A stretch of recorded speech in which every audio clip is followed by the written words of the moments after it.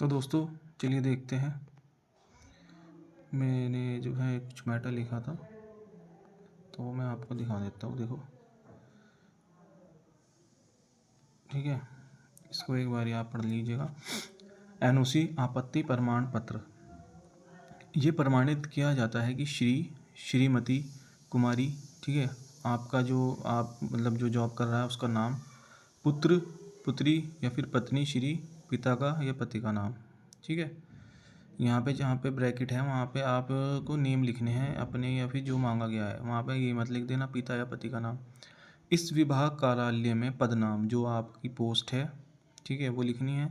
के पद पर नियुक्ति की तिथि, ठीक है, नियुक्ति की तिथि जब आपको नियुक्त किया हुआ था, जब आपका नियुक्ति हुई थी उसकी डेट से स्थाई या अस्थाई। देखो, जो स्थाई है यानी जो परमानेंट जॉब होल्डर है वो अपनी स्थाई लिखेगी और जो कॉन्ट्रैक्चुअल बेसिस पे है, संविदा पे है, वो अस्थाई लिखेगी।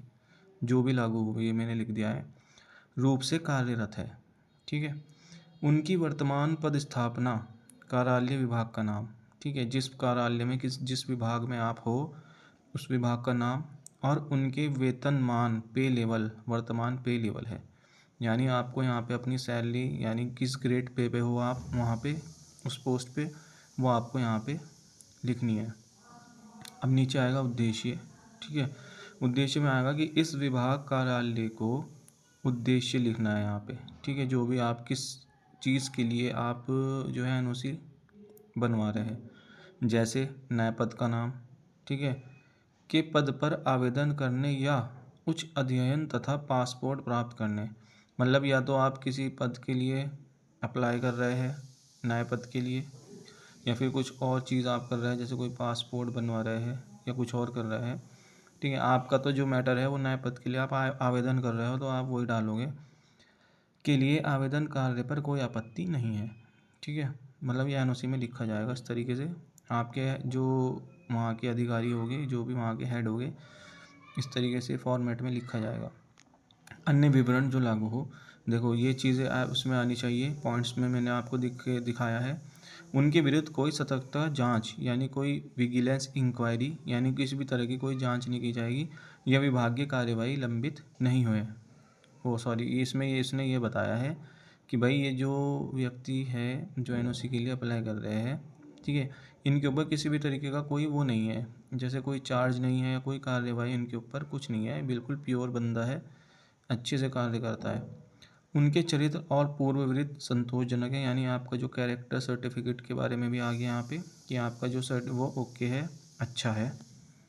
दूसरे में देखते हैं, तीसरे वाले में, यदि उनका चयन उक्त पद कार्यालय के लिए होता है, ठीक है, यदि आपका चयन हो जाता है तो उन्हें राहत देने की अवधि जैसे 1 महीना, यानी अगर आपका जैसे चयन हो गया तो वो कह रहा है कि आपको 1 महीने के भीतर इस विभाग कार्यालय से राहत दे दी जाएगी, रिलीव लेटर। सपोज आपकी काउंसलिंग हो गई है, आपका नाम आ गया है, तो आपको 1 महीने के अंदर वहाँ से क्या हो जाएगा, आपका रिलीव लेटर, यानी आप छोड़, मतलब 1 महीने आपको देना पड़ेगा जी, ठीक है। ये प्रमाण उनके अनुरोध पर जारी किया जाता है, ठीक है, यानी ये आपके बेस पे जारी किया जाता है। नियंत्रक प्रशासनिक पदाधिकारी का नाम, जो भी वहाँ के प्रशासनिक अधिकारी है उनका नाम, आप उनका पदनाम, कार्यालय विभाग का नाम, पता, ईमेल आईडी, फ़ोन नंबर और कार्यालय की मोहर, ठीक है। अब ये जो चीज़ है, ये मैटर है, ये आपको अपने जो विभाग का जो लेटर हेड है, यानी आप जिस जगह पे कार्य कर रहे हैं वहाँ का जो लेटर हेड, वहाँ का जो लेटर हेड होता है हर जगह का, उस पर ही ये मैटर लिखवाना आप सब, ठीक है।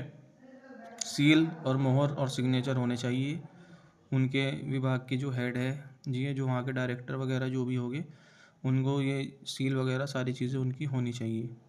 एक बारी आप ये मैटर देख लीजिए अच्छे से, अगर आपको संतोषजनक लगता है तो ये मैटर चल सकता है, और किसी अच्छे जिनकी राइटिंग अच्छी हो, मेरी तो राइटिंग बहुत बेकार है, तो उनसे ही लिखवाना, या फिर आप अपने डायरेक्टर को दे देना, वो खुद लिख देगी, ठीक है।